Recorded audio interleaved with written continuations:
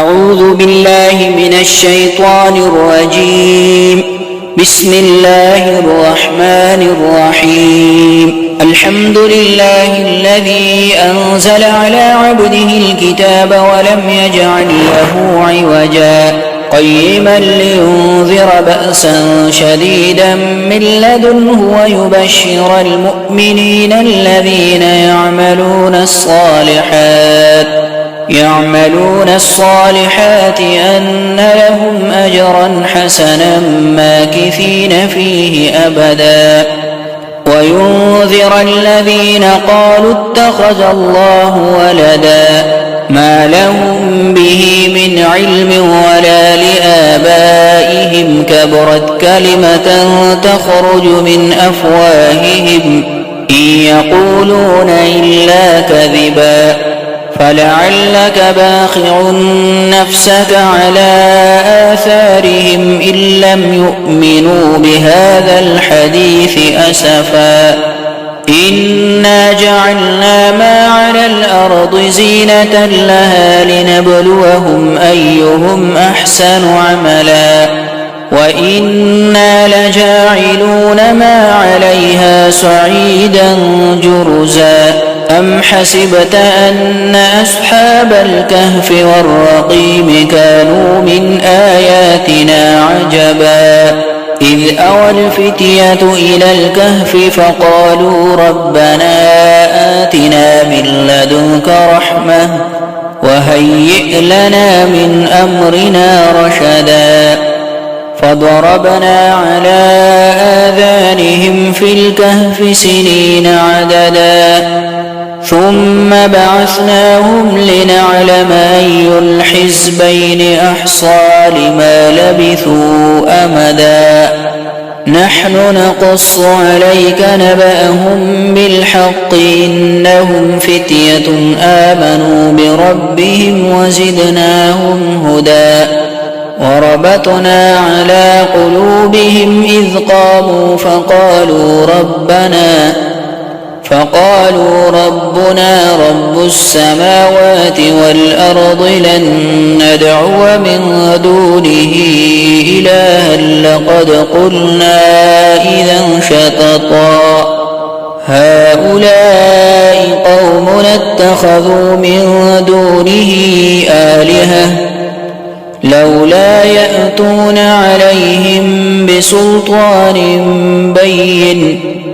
فمن أظلم ممن افترى على الله كذبا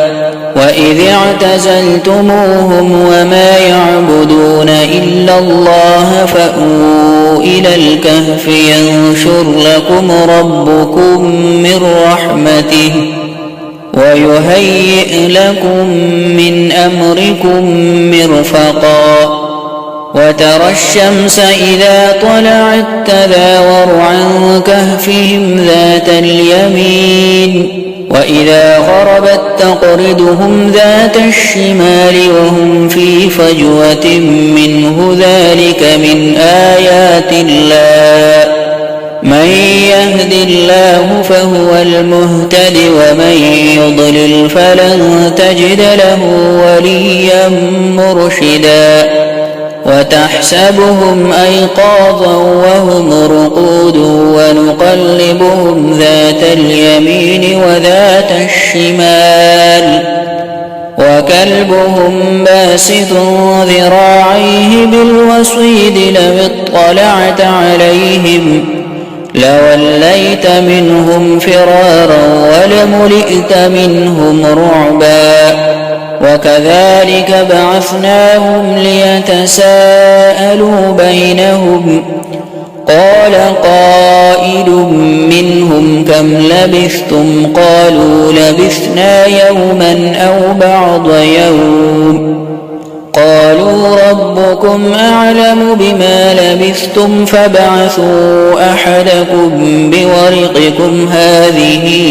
إلى المدينة فلينظر أيها أزكى طعاما فليأتكم برزق منه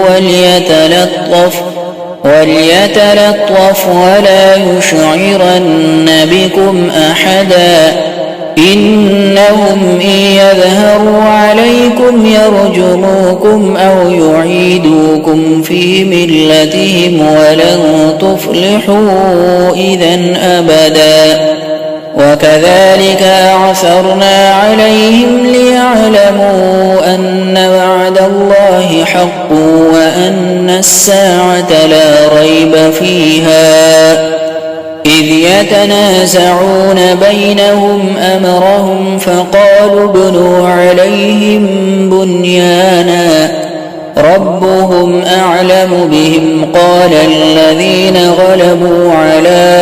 أمرهم لنتخذن عليهم مسجدا سيقولون ثلاثة رابعهم كلبهم ويقولون خمسة سادسهم كلبهم رجما بالغيب ويقولون سبعة وثامنهم كلبهم قل ربي أعلم بعدتهم ما يعلمهم إلا قليل فلا تمار فيهم إلا مراء ظاهرا ولا تستفت فيهم منهم أحدا ولا تقولن لشيء إني فاعل ذلك غدا إلا أن يشاء الله واذكر ربك إذا نسيت وقل عسى أن يهديني ربي لأقرب من هذا رشدا ولبثوا في كهفهم 300 سنين وازدادوا 9 قل الله أعلم بما لبثوا له غيب السماوات والأرض أبصر به وأسمع ما لهم من دونه من ولي ولا يشرك في حكمه أحدا واتل ما أوحي إليك من كتاب ربك لا مبدل لكلماته ولن تجد من دونه ملتحدا واصبر نفسك مع الذين يدعون ربهم بالغداة والعشي يريدون وجهه ولا تعد عيناك عنهم تريد زينة الحياة الدنيا ولا تطع من أغفلنا قلبه عن ذكرنا واتبع هواه وكان أمره فرطا وقل الحق من ربكم فمن شاء فليؤمن ومن شاء فليكفر إنا أعتدنا للظالمين نارا أحاط بهم سرادقها وإن يستغيثوا يغاثوا بماء كالمهل يشوي الوجوه بئس الشراب وساءت مرتفقا إن الذين آمنوا وعملوا الصالحات إنا لا نضيع أجر من أحسن عملا أولئك لهم جنات عدن تجري من تحتهم الأنهار يحلون فيها من أساور من ذهب ويلبسون ثيابا خضرا من سندس واستبرق متكئين فيها على الأرائك نعم الثواب وحسنت مرتفقا واضرب لهم مثل الرجلين جعلنا لأحدهما جنتين من أعناب وحففناهما بنخل وجعلنا بينهما زرعا كلتا الجنتين آتت أكلها ولم تظلم منه شيئا وفجرنا خلالهما نهرا وكان له له ثمر فقال لصاحبه وهو يحاوره أنا أكثر منك مالا وأعز نفرا ودخل جنته وهو ظالم لنفسه قال ما أظن أن تبيد هذه أبدا وما أظن الساعة قائمة ولئن رددت إلى ربي لأجدن خيرا منها منقلبا قال له صاحبه وهو يحاوره أكفرت بالذي خلقك من تراب ثم من نطفة ثم سواك رجلا لكن هو الله ربي ولا أشرك بربي أحدا ولولا إذ دخلت جنتك قلت ما شاء الله لا قوة إلا بالله إن ترني أنا أقل منك مالا وولدا فعسى ربي أن يؤتيني خيرا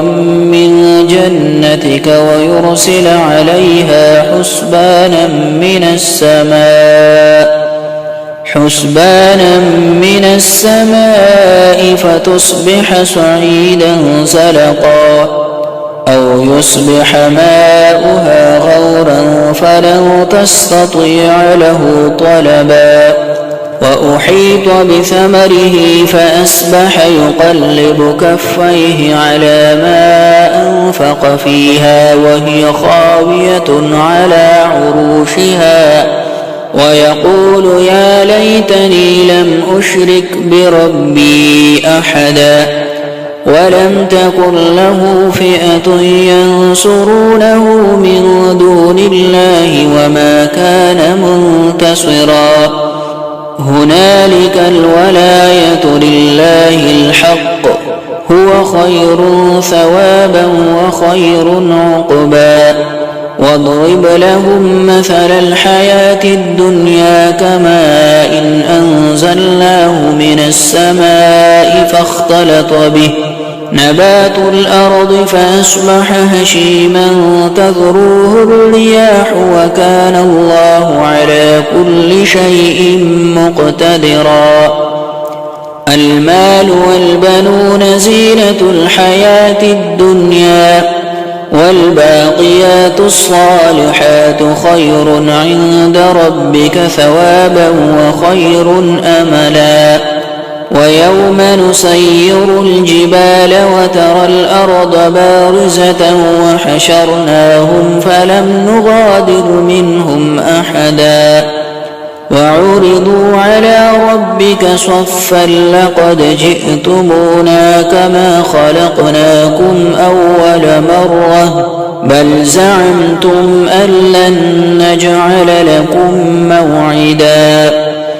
ووضع الكتاب فترى المجرمين مشفقين مما فيه ويقول يا ويلتنا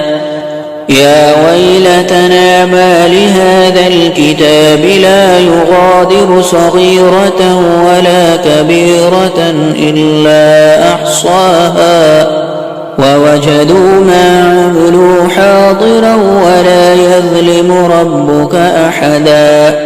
وإذ قلنا للملائكة اسجدوا لآدم فسجدوا إلا إبليس كان من الجن ففسق عن أمر ربه أفتتخذونه وذريته أولياء من دوني وهم لكم عدو بئس للظالمين بدلا ما أشهدتهم خلق السماوات والأرض ولا خلق أنفسهم وما كنت متخذ المضلين عددا ويوم يقول نادوا شركائي الذين زعمتم فدعوهم فلم يستجيبوا لهم وجعلنا بينهم موبقا ورأى المجرمون النار فظنوا أنهم مواقعوها ولم يجدوا عنها مصرفا ولقد صرفنا في هذا القرآن للناس من كل مثل وكان الإنسان أكثر شيء جدلا وما منع الناس أن يؤمنوا إذ جاءهم الهدى ويستغفروا ربهم إلا أن تأتيهم سنة الأولين أو يأتيهم العذاب قبلا وما نرسل المرسلين إلا مبشرين ومنذرين ويجادل الذين كفروا بالباطل ليدحضوا به الحق واتخذوا آياتي وما أنذروا هزوا ومن أظلم ممن ذكر بآيات ربه فأعرض عنها ونسي ما قدمت يداه إنا جعلنا على قلوبهم أكنة أن يفقهوه وفي آذانهم وقرا وإن تدعوهم إلى الهدى فلن يهتدوا إذا أبدا وربك الغفور ذو الرحمة لو يؤاخذهم بما كسبوا لعجل لهم العذاب بل لهم موعد لن يجدوا من دونه موئلا وتلك القرى أهلكناهم لما ظلموا وجعلنا لمهلكهم موعدا وإذ قال موسى لفتاه لا أبرح حتى أبلغ مجمع البحرين أو أمضي حقبا فلما بلغا مجمع بينهما نسيا حوتهما فاتخذ سبيله في البحر سربا فلما جاوزا قال لفتاه آتنا غداءنا لقد لقينا من سفرنا هذا نصبا قال أرأيت إذ أوينا إلى الصخرة فإني نسيت الحوت وما أنسانيه إلا الشيطان أن أذكره واتخذ سبيله في البحر عجبا قال ذلك ما كنا نبغي فارتد على آثارهما قصصا فوجدا عبدا من عبادنا آتيناه رحمة من عندنا وعلمناه من لدنا علما قال له موسى هل أتبعك على أن تعلمني مما علمت رشدا قال إنك لن تستطيع معي صبرا وكيف تصبر على ما لم تحط به خبرا قال ستجدني إن شاء الله صابرا ولا أعصي لك أمرا قال فإن اتبعتني فلا تسألني عن شيء حتى أحدث لك منه ذكرا فانطلقا حتى إذا ركبا في السفينة خرقها قال أخرقتها لتغرق أهلها لقد جئت شيئا إمرا قال ألم أقل إنك لن تستطيع معي صبرا قال لا تؤاخذني بما نسيت ولا ترهقني من أمري عسرا فانطلقا حتى إذا لقيا غلاما فقتله قال أقتلت نفسا زكية بغير نفس لقد جئت شيئا نكرا قال ألم أقل لك إنك لن تستطيع معي صبرا قال إن سألتك عن شيء بعدها فلا تصاحبني قد بلغت من لدني عذرا فانطلقا حتى إذا أتيا أهل قرية استطعما أهلها فأبوا أن يضيفوهما فوجدا فيها جدارا يريد أن ينقض فأقامه قال لو شئت لاتخذت عليه أجرا قال هذا فراق بيني وبينك سأنبئك بتأويل ما لم تستطع عليه صبرا أما السفينة فكانت لمساكين يعملون في البحر فأردت أن أعيبها وكان وراءهم ملك يأخذ كل سفينة غصبا وأما الغلام فكان أبواه مؤمنين فخشينا أن يرهقهما طغيانا وكفرا فأردنا أن يبدلهما ربهما خيرا منه زكاة وأقرب رحما وأما الجدار فكان لغلامين يتيمين في المدينة وكان تحته كنز لهما وكان أبوهما صالحا فأراد ربك أن يبلغا أشدهما ويستخرجا كنزهما رحمة من ربك وما فعلته عن أمري ذلك تأويل ما لم تسطع عليه صبرا ويسألونك عن ذي القرنين قل سأتلو عليكم منه ذكرا إنا مكنا له في الأرض وآتيناه من كل شيء سببا فأتبع سببا حتى إذا بلغ مغرب الشمس وجدها تغرب في عين حمئة ووجد عندها قوما قلنا يا ذا القرنين إما أن تعذب وإما أن تتخذ فيهم حسنا قال أما من ظلم فسوف نعذبه ثم يرد إلى ربه فيعذبه عذابا نكرا وأما من آمن وعمل صالحا فله جزاء الحسنى وسنقول له من أمرنا يسرا ثم أتبع سببا حتى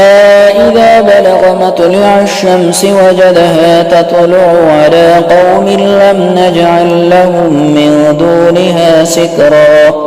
كذلك وقد أحطنا بما لديه خبرا ثم أتبع سببا حتى إذا بلغ بين السدين وجد من دونهما قوما لا يكادون يفقهون قولا قالوا يا ذا القرنين إن يأجوج ومأجوج مفسدون في الأرض فهل نجعل لك خرجا على أن تجعل بيننا وبينهم سدا قال ما مكني فيه ربي خير فأعينوني بقوة أجعل بينكم وبينهم ردما آتوني زبر الحديد حتى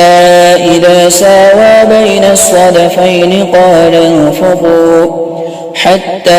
إذا جعله نارا قال آتوني أفرغ عليه قطرا فما استطاعوا أن يظهروه وما استطاعوا له نقبا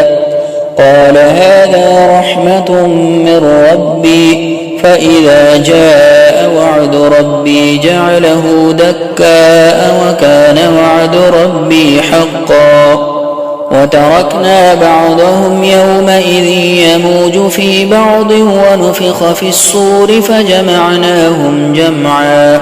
وعرضنا جهنم يومئذ للكافرين عرضا الذين كانت أعينهم في غطاء عن ذكري وكانوا لا يستطيعون سمعا أفحسب الذين كفروا أن يتخذوا عبادي من دوني أولياء إنا أعتدنا جهنم للكافرين نزلا قل هل ننبئكم بالأخسرين أعمالا الذين ضل سعيهم في الحياة الدنيا وهم يحسبون أنهم يحسنون صنعا أولئك الذين كفروا بآيات ربهم ولقائه فحبطت أعمالهم فلا نقيم لهم يوم القيامة وزنا ذلك جزاؤهم جهنم بما كفروا واتخذوا آياتي ورسلي هزوا إن الذين آمنوا وعملوا الصالحات كانت لهم جنات الفردوس نزلا خالدين فيها لا يبغون عنها حولا قل لو كان البحر مدادا لكلمات ربي لنفد البحر قبل أن تنفد كلمات ربي ولو جئنا بمثله مددا قل إنما